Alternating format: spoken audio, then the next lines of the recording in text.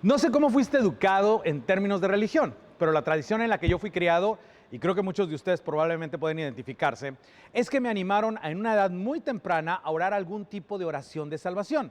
En mi caso, le pedí a Jesús que entrara en mi corazón.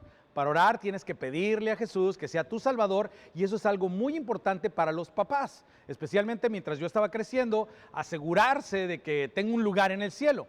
Mis hermanas obviamente también tienen un lugar en el cielo, pero yo, y no levantes las manos, yo oraba mucho esa oración como una especie de seguro, como al final de cada campamento o cuando había algún bache en el camino, que había muchos de hecho, era como ya sabes, ¿sabes qué? Por si acaso, Señor, te vuelvo a recibir en mi corazón. Y oraba esa oración de nuevo a cada momento. Y tal vez tienes algo en tu tradición religiosa que sea similar. Ahora, luego como papá, por supuesto, hice lo mismo con mis hijos. Hicimos lo mismo con nuestros hijos, Sara y yo. Para nosotros era muy importante que en el momento justo, cuando entendieran realmente lo suficiente, es decir, ni muy temprano ni muy tarde, queríamos que nuestros hijos entendieran lo que significaba poner su fe en Cristo y convertirse en cristianos.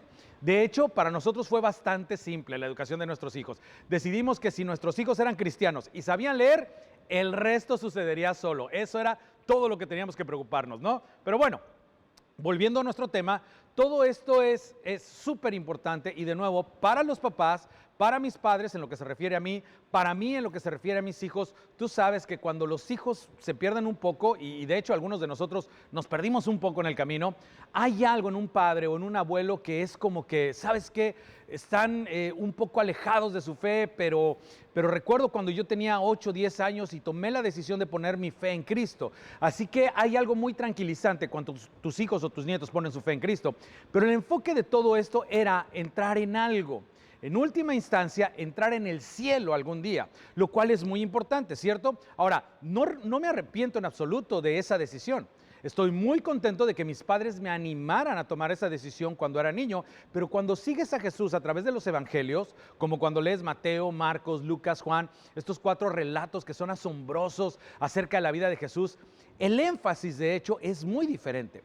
No se trata tanto de entrar en algo algún día, se trata realmente o principalmente de participar en algo. Ahora mismo, no algún día, ahora mismo.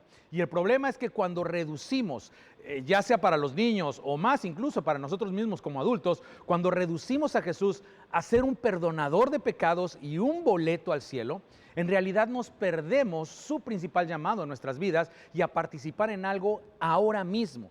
Y no lo hacemos a propósito, y creo que nadie lo hace a propósito. En esos momentos nos convertimos en creyentes en lugar de participantes. Es decir, debemos creer algo en lugar de participar en algo. Ahora, en el primer siglo, estos dos eran sinónimos. Los creyentes participaban, como lo vamos a ver hoy, porque los creyentes del primer siglo aparentemente entendieron algo que nosotros fácilmente, y creo que en algunos casos intencionalmente, pasamos por algo. Que con el nacimiento de Jesús en realidad nació un rey que realmente establecería en esta vida, en este planeta, un reino totalmente al revés, un reino de otros primero, aquí y ahora, un reino de conciencia, un reino de corazón, un reino que iba a mover a un grupo de personas en las sociedades, en cada idioma, en cada nación, en cada generación del mundo, para que hubiera un nuevo tipo de ética del reino instituido y modelado por un rey. Y aquí está lo interesante, y esto es innegable, es más, esto es inclusive histórico.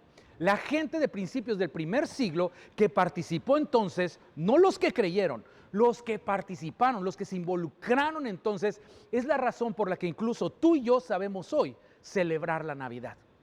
Hoy estamos en la segunda parte de nuestra serie de Navidad, el día después de Navidad, y como dijimos la semana pasada, el día después de Navidad, todo el mundo estaba ansioso por volver a la normalidad, porque el día después de aquella primera Navidad las cosas eran muy caóticas. Se necesitaba actualizar la base de datos del Imperio Romano, asegurándose de que sabían quiénes estaban vivos, dónde vivían, si pagaban suficientes impuestos. Así que, por aquellos días, Augusto César decretó que se levantara un censo en todo el Imperio Romano. Todo el mundo tenía que ir a su lugar de nacimiento. Para algunas personas no era difícil porque vivían en su lugar de nacimiento, pero mucha gente tenía que viajar a su lugar de nacimiento para registrarse, para que el imperio supiera cuántos ciudadanos tenemos y dónde están, y si le estamos cobrando suficientes impuestos, y si no, cómo podemos aumentar la base de datos o cómo podemos aumentar los ingresos para el imperio. Y por supuesto, Todo esto fue lo que preparó el escenario para la primera Navidad. Pero en aquellos días, y esto quizás sea difícil de entender para nosotros hoy, en aquellos días no había Navidad. Una vez más, solo había caos. Y en ese caos nació un niño. Pero como descubrimos la semana pasada, no solamente un niño, y no solo un salvador de pecados, no solo un perdonador de pecados, nació un rey, no una figura religiosa.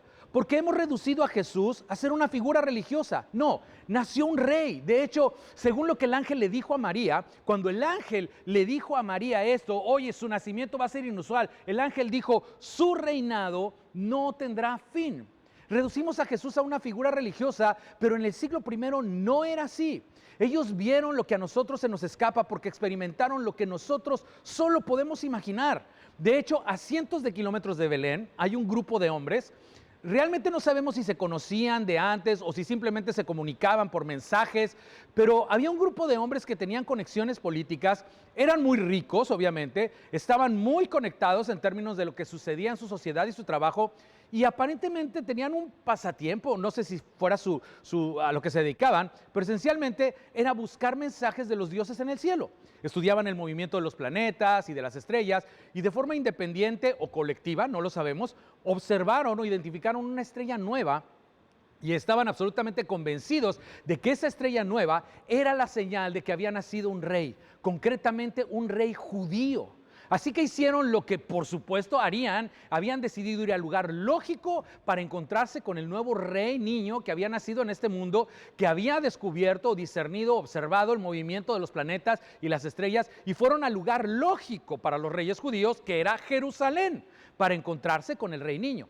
Y esto es lo que Mateo cuenta que sucedió. Los sabios, como se les llama, vinieron del oriente. Mateo nos dice, llegaron a Jerusalén unos sabios procedentes del oriente.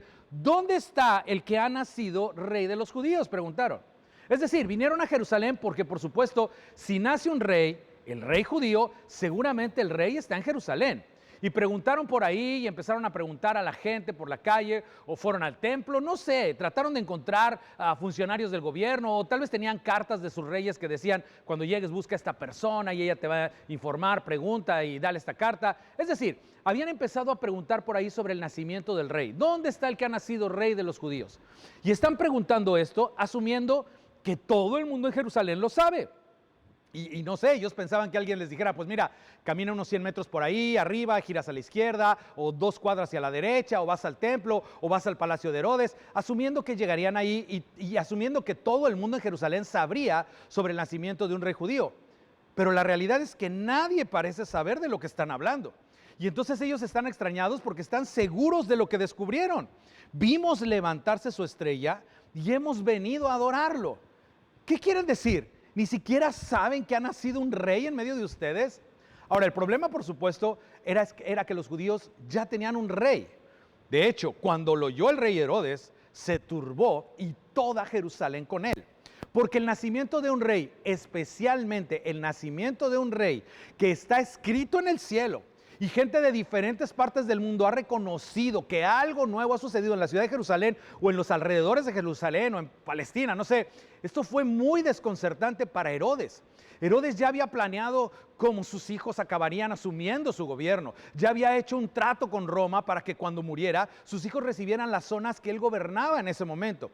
Y si había un nuevo rey, y si el nacimiento de este rey había sido predicho incluso por las estrellas en el cielo, esto no era una buena noticia para él y tal vez no era una buena noticia para la región, porque el nacimiento de un rey significaba disturbios civiles. De hecho, el nacimiento de un rey podría significar una revolución o una guerra civil. Ciertamente era una amenaza para el legado de Herodes. Así que convocó de entre el pueblo a todos los jefes de los sacerdotes y maestros de la ley y les preguntó dónde había de nacer el Cristo. Es decir, los llamó y les dijo, oigan, ¿no hay algo escrito en algún lado de los profetas? Ustedes son los expertos, deberían saberlo. ¿Dónde va a nacer el Cristo? Ahora, como hablamos la semana pasada, Herodes interpone una palabra nueva. Los magos o los sabios dijeron, ha nacido un rey. Pero Herodes tiene la ligera sospecha de que no se trata solamente de un rey. De nuevo, si ha sido predicho por las estrellas en el cielo, se trata de algo grande. Así que preguntó a los líderes religiosos, oigan, ¿no hay algo en los profetas sobre un rey supremo, el ungido de Dios? Esto es lo que significa la palabra Cristo. Herodes tiene la sensación de que este no es solamente un rey, este es el rey. Este es el rey supremo de Dios, no ungido y designado por un profeta, por un sacerdote, no. El rey ungido por Dios mismo, ungido y designado por Dios mismo. Así que les dice, hey, ¿no hay algo en nuestras antiguas escrituras sobre dónde van a ser el Cristo o cuándo vendrá el Cristo? Cristo es el término hebreo Mesaya o Mesías. Y Herodes sabía lo que nosotros fácilmente pasamos por alto, que el término Cristo no es un nombre, no es una etiqueta, es un título. Significa rey, el ungido de Dios, el rey supremo, definitivo. Y Herodes sabía que si Dios finalmente había hecho su movimiento, su reino, su gobierno, su legado, su dinastía, estaban amenazados. Así que dijo, ¿dónde van a ser este rey, este Mesías? Y ellos le dicen, pues nos alegra que nos preguntes, porque de hecho sí hay algo acerca de esto. Nosotros somos los expertos. ¿Y qué crees? A 10 kilómetros de aquí, a solamente 10 kilómetros de aquí, en el pueblo de Belén, todo el mundo en Jerusalén sabía dónde estaba Belén. En Belén de Judea, le respondieron, porque esto es lo que ha escrito el profeta. Y luego citan lo que dijo Miqueas del nacimiento de un gobernante. Y esto lo escribió Miqueas muchísimos años antes. Esto fue lo que escribió. Pero tú, Belén, en la tierra de Judá, de ninguna manera eres la menor entre los principales de Judá, porque de ti saldrá un príncipe. Esto era tan perturbador que Herodes manda a todos a salir de la habitación y empieza a pensar, ¿qué puedo hacer al respecto? Esto ha sido incluso profetizado, y si se corre la voz de que hay un niño rey y que las estrellas y el cielo proclamaron su nacimiento, y si estos líderes religiosos corren por la ciudad diciendo, la profecía de Miqueas se ha cumplido en nuestro tiempo, entonces estoy condenado. Luego Herodes llamó en secreto a los sabios y se enteró por ellos del tiempo exacto en el que había aparecido la estrella. ¿Por qué? Porque Herodes está tratando de averiguar la edad aproximada del niño rey para poder planificar en consecuencia. Herodes era un planificador, era arquitecto, era un estratega militar y llevaba en el poder unos 40 años y había pasado por algunos de los tiempos más difíciles con Roma y se había ganado el favor de Roma, aunque cometiera muchos errores y muchos atropellos en el camino. Pero él no iba a sentarse y simplemente ver cómo se desarrollaban los acontecimientos. Así que es Herodes hablando, así que a ver, díganme exactamente, ¿cuándo vieron esta estrella? Porque quiero averiguar exactamente la edad aproximada, de este niño rey. Ahora, aquí es donde nuestras vidas se cruzan con el rey Herodes. Y pon mucha atención a esto. Verás, Herodes no tenía ningún problema en reconocer que pecaba, que quebrantaba la ley de Dios. De hecho, la familia de Herodes como que adoptó el judaísmo. No eran exactamente judíos ellos y tenían una relación muy inusual con el judaísmo, pero él era una segunda o tercera generación de una familia gentil que había abrazado el judaísmo y ahora es el rey básicamente de los judíos que gobierna esa zona. Y por eso no tenía ningún problema en ir al templo y hacer sacrificios por sus pecados, no tenía ningún problema acerca de reconocer a Yahweh como su Dios, no tuvo ningún problema con todos los rituales, todos los sacrificios de animales. De hecho, él mismo los practicaba y de hecho, no solamente no tuvo problemas con eso, sino que Herodes reconstruyó el templo judío. Antes era una especie de mini templo que estaba en mal estado, pero llega Herodes y gasta muchísimo de su propia riqueza, inclusive recauda impuestos para crear este templo que se convertiría en una de las maravillas del mundo antiguo. Y lo hizo por el pueblo judío. No tenía ningún problema con los rituales. De hecho, a veces se hace referencia a este templo como el templo de Herodes, porque es el segundo templo construido. Así que de nuevo, él está a favor de la religión, a favor de los rituales, está a favor de todo. Sí, he pecado, pero tenemos un trato, tenemos un edificio en el templo y aquí es donde el cielo se encontraba con la tierra, en el templo. Era el epicentro de la presencia de Dios. Y Herodes no tenía ningún problema con eso. De hecho, invirtió en eso.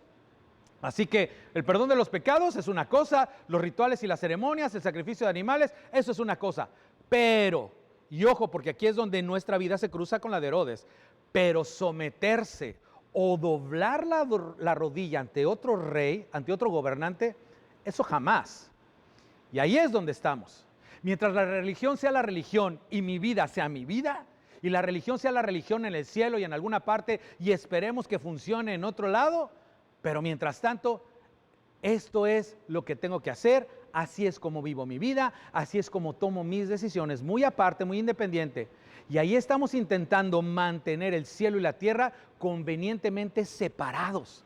Y el primer día después de Navidad, eso ya no era una opción, porque el cielo había venido a la tierra en la forma de un rey niño, el niño rey que establecería un reino en este mundo, en los corazones de los hombres y las mujeres, e invitaría a todos los de esa generación y de todas las generaciones y de todas las naciones a participar en ese reino. Ahora, volviendo a Herodes, ¿qué hizo? Los envió a Belén para descubrir la ubicación exacta del niño rey. De hecho, les envió a Belén y les dijo, vayan e infórmense bien de ese niño y tan pronto como lo encuentren, avísenme para que yo también vaya y lo adore. Ni un día después, ni una semana después, tan pronto como lo encuentren, quiero que me informen, envíenme un mensajero para que yo también vaya a adorar al niño. Después de oír al rey, siguieron su camino a 10 kilómetros de distancia en Belén, tal vez con un guía, tal vez con un mapa, pero todos en los alrededores sabían dónde estaba Belén. Y Mateo nos dice que de alguna manera misteriosa, dice, y sucedió que la estrella que habían visto levantarse iba delante de ellos hasta que se detuvo sobre el lugar donde estaba el niño. Y luego al llegar, ojo, no a un pesebre, no a un establo, no a una cueva, cuando llegaron a la casa, al parecer, María y José permanecieron en Belén muchas semanas, muchos meses, quizás más de un año, quizás año y medio, no lo sabemos, pero ya se habían mudado a una casa estable para entonces. Así que ya no es el bebé Jesús, ahora es el niño Jesús. Es quizás Jesús de 1 o 2 años. Vieron al niño con María, su madre, y postrándose, le adoraron. ¡Wow! Se inclinaron ante un niño como lo harían ante un rey. Adoraron a un niño como adorarían a un Dios, porque Dios se había hecho carne para habitar entre ellos y habitar entre nosotros para demostrar cómo es Dios. Y cuando era un hombre, Jesús de Nazaret era asombroso. De hecho, Juan nos decía, ni siquiera sé cómo describirlo. Juan decía, era como la gracia y la verdad, y no era como una mezcla, no, era como un equilibrio, era como toda la gracia y todo verdad en él todo el tiempo. Y de hecho Juan dijo algunas de las cosas más incómodas, algunas de las cosas más penetrantes, y él nunca minimizó o rechazó la gracia, nunca le restó importancia a la verdad, era todo gracia y todo verdad todo el tiempo. De hecho, era el amor personificado. Por eso más tarde, ya anciano, Juan trató de describir este acontecimiento épico, esta narración épica que había tenido el privilegio de vivir, y dijo, la única forma en que puedo describir a Dios, si tengo que resumirlo, es que Dios es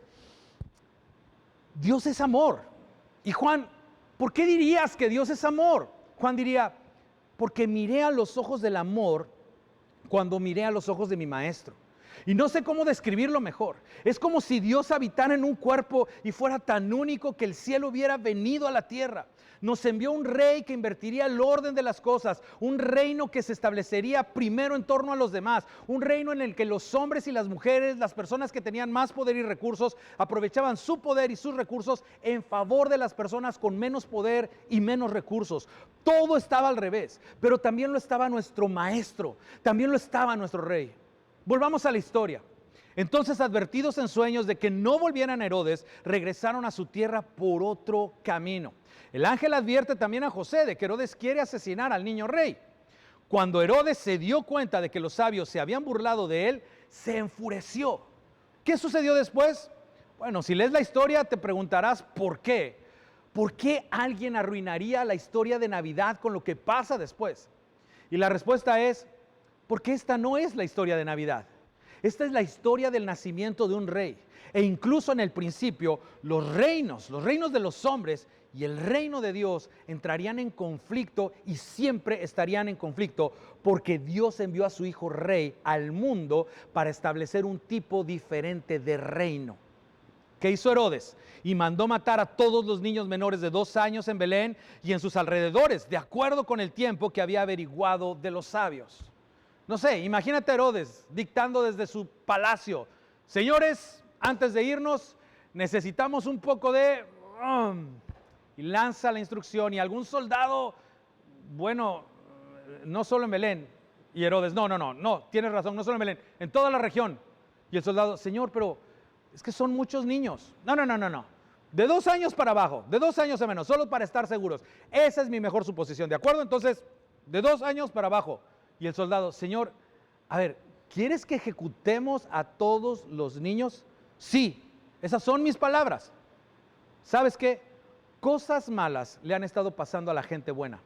Gente inocente desde hace mucho tiempo, desde que el pecado entró al mundo, de hecho. Y aquí hay algo que quizás este mensaje sea para ti, quizás alguien que me está escuchando necesite escuchar específicamente esta parte del mensaje, necesitas oír esto. Nuestra fe no nos exige que miremos hacia otro lado ante la crueldad, la injusticia y el sufrimiento. Estas cosas son parte de la historia, están horneadas en la historia, están entretejidas en el tejido de la historia desde el principio. Y como lo hemos dicho, al final de la vida terrenal de Jesús le ocurre lo peor posible a la mejor persona posible. De hecho, no solamente no tenemos que mirar hacia otro lado, como seguidores de Jesús estamos obligados a mirar la crueldad y la injusticia y el sufrimiento en el mundo, porque es un recordatorio para nosotros de por qué Dios envió a su Hijo y por qué no solo envió a un salvador de pecados. Él envió a un rey para guiarnos e instruirnos en una manera diferente de vivir. Es la razón por la que tenemos Navidad. Y así Herodes y su negativa de inclinarse ante el niño rey, si tan solo lo supiera. Herodes se convirtió en solamente un personaje secundario en la historia del nacimiento de este mismo rey. Como dije la última vez, Dios estaba tratando de ocultar al mundo el nacimiento de este rey. Y si no hubiera sido por los reyes magos que lo estropearon todo, aparecieron en Jerusalén y llamando la atención de Herodes, nadie excepto José y María y quizás un pequeño puñado de personas más sabrían la importancia del nacimiento de este niño.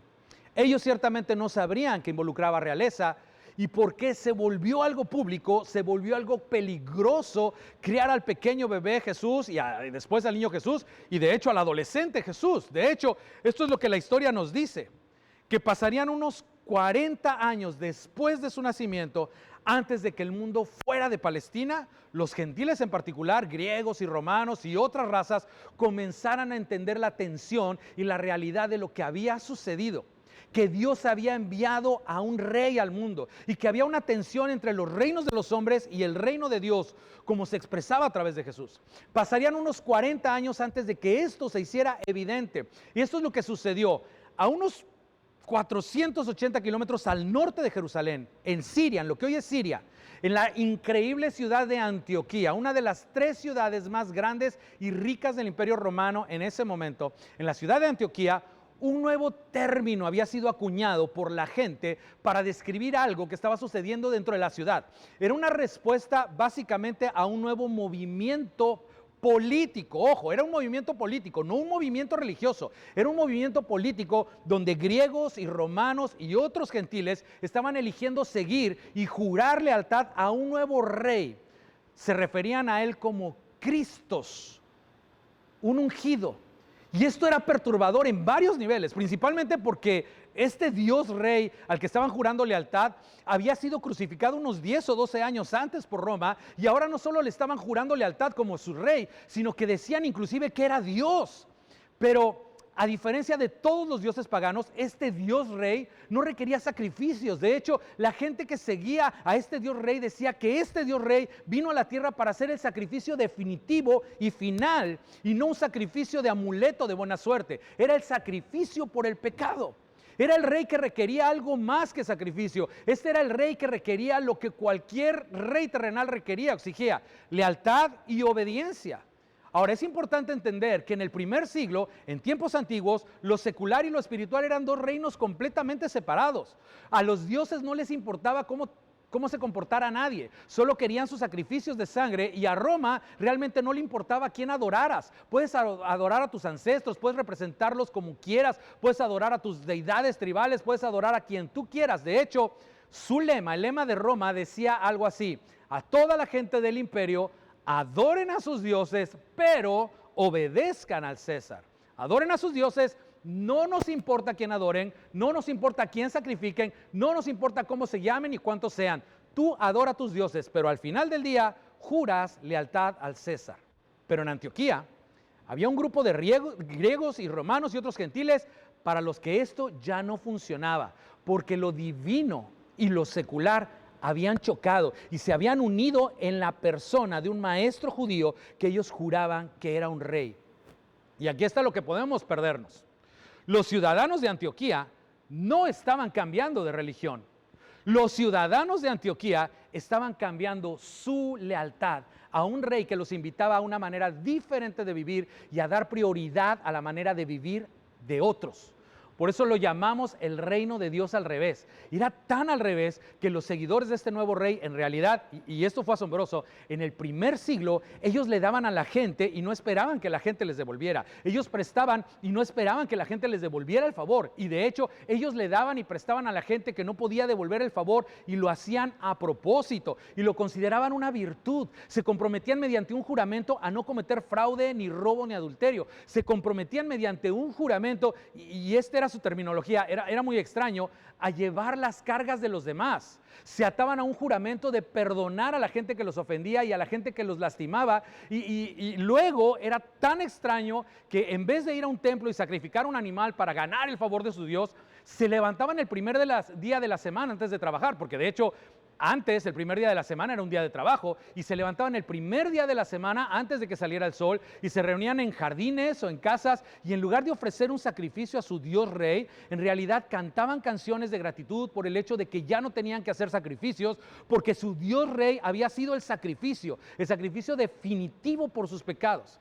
Y la otra cosa era esto: ellos ignoraban, y esto es perturbador, que ignoraban casi todas las distinciones y diferencias culturales de la época. Es como si ni siquiera prestaran atención al sistema de castas. No había judíos y gentiles, ni siquiera había hombres y mujeres en la jerarquía, ni siquiera había esclavos y libres. Se llamaban hermanos y hermanas, y los dueños de esclavos se referían a sus esclavos como hermanos y hermanas, y los ricos se referían a los pobres como hermanos y hermanas. Y era tan perturbador. De hecho, uno de sus líderes, un ex pescador llamado Pedro, había escrito una carta, y esto es lo que decía. Él dijo, y permítanme describírselo de esta manera: como seguidores de este nuevo rey, ustedes ahora son coherederos de su reino. Es decir, no hay distinción.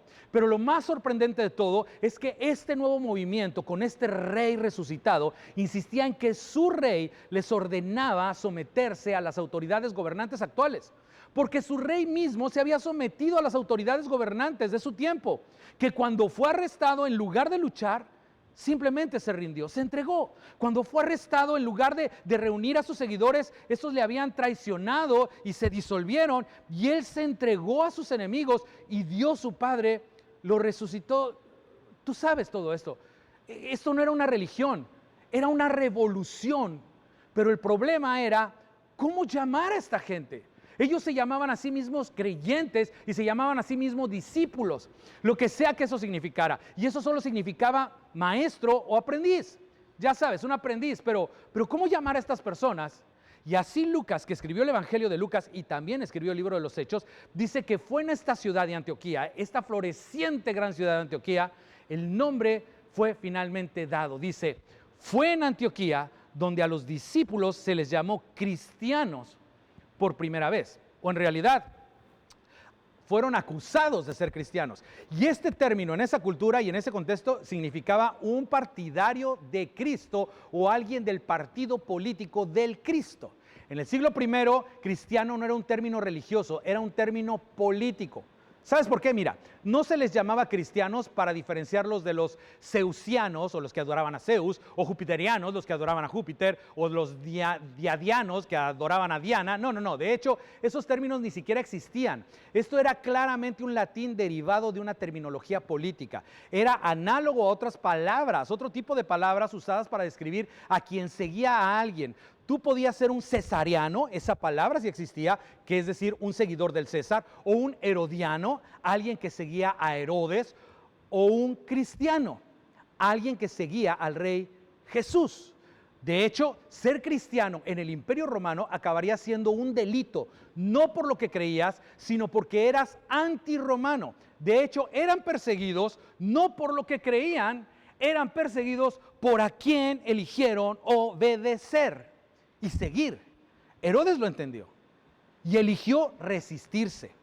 Por otro lado, los sabios lo vieron venir y eligieron adorar, eligieron postrarse. Y esta gente asombrosa griegos y romanos y otros gentiles en Antioquía escucharon el mensaje de las buenas nuevas y lo entendieron y lo abrazaron, y no solo creyeron, sino que siguieron y participaron. Era más que un perdonador de pecados. Para ellos Jesús no era un ícono religioso, era un rey, era su rey. Era la intersección del cielo y la tierra. Era Dios personificado. La pregunta que ellos te harían y que me hago a mí mismo, y la pregunta que deberíamos hacernos en este tiempo, la pregunta que deberíamos hacernos cada mañana cuando nos levantamos y empezamos nuestros días, es si Jesús es el rey, si Jesús es el rey supremo de Dios. ¿Es tu rey? ¿Es mi rey? No te pierdas esto. Los perdonadores no cambian el mundo. Los perdonados cambiaron el mundo. Los seguidores cambiaron el mundo. Las personas que eligieron participar en esta vida en el reino de Dios son las que dieron forma a la civilización occidental y elevaron el valor de las mujeres, y elevaron el valor de los pobres, y elevaron el valor de los esclavos y el valor de los niños, porque empezaron a entender: somos hermanos y hermanas, y al pie de la cruz todo es igual y todo se empareja, todo se nivela, y todo lo que Dios ha puesto en mi mano es una mayordomía en beneficio de las personas que me rodean. Y el mundo empezó a cambiar. Eran hombres y mujeres que tenían un descontento santo con la forma en que era el mundo, y decidieron seguir a Jesús y abrazar las virtudes y los valores y la ética de Jesús y cambiar. Y donde quiera que estas pequeñas comunidades de cristianos, estos seguidores de Jesús, donde quiera que se establecieran, el mundo se convirtió en un lugar mejor y más seguro, porque abrazaron el reino de Dios como siguiendo a Jesús. ¿Quieres hacer grande tu comunidad o tu ciudad? Déjame preguntarlo de la forma en que Jesús lo preguntó a sus discípulos un día de camino a Jerusalén. ¿Quieren ser grandes? Les dijo. ¿Quieren ser grandes? ¿Quieren ser grandes? ¿Quieren ser luz de este mundo? Cuando dejes este mundo, ¿quieres haber hecho una diferencia en este mundo para participar en algo que no es de este mundo, pero es para este mundo? Como cuando Jesús apareció para desatar y lanzar y desplegar su ética de este reino. Y el desafío para nosotros es: ¿estamos dispuestos a hacer lo que hizo la gente de Antioquía? ¿Estamos dispuestos a cambiar de partido? ¿Estamos dispuestos a cambiar nuestra lealtad suprema y someternos al rey que vino a invertir el orden de las cosas? A someternos al rey que dijo: esto es lo que quiero que hagan, quiero que se amen los unos a los otros como yo los he amado. Juan, otra vez, cuando ya es un hombre muy viejo, está tratando de resumir todo esto porque él lo vivió, él lo vio. De hecho, Juan, wow, imagina este momento. Él está al pie en la crucifixión, al pie de la cruz de Jesús, con su brazo alrededor de María, la madre de Jesús, la madre de Dios. Y la tradición de la iglesia dice que Juan cuidó de María por el resto de su vida. Y luego, ya como un anciano, está tratando de resumir todo esto, sabiendo que no le queda mucho tiempo. Y esto es lo que escribe, dice, y lo sé que esto no va a tener tanto sentido para ti como para mí, pero en él estaba la vida, y la vida era la luz de la humanidad.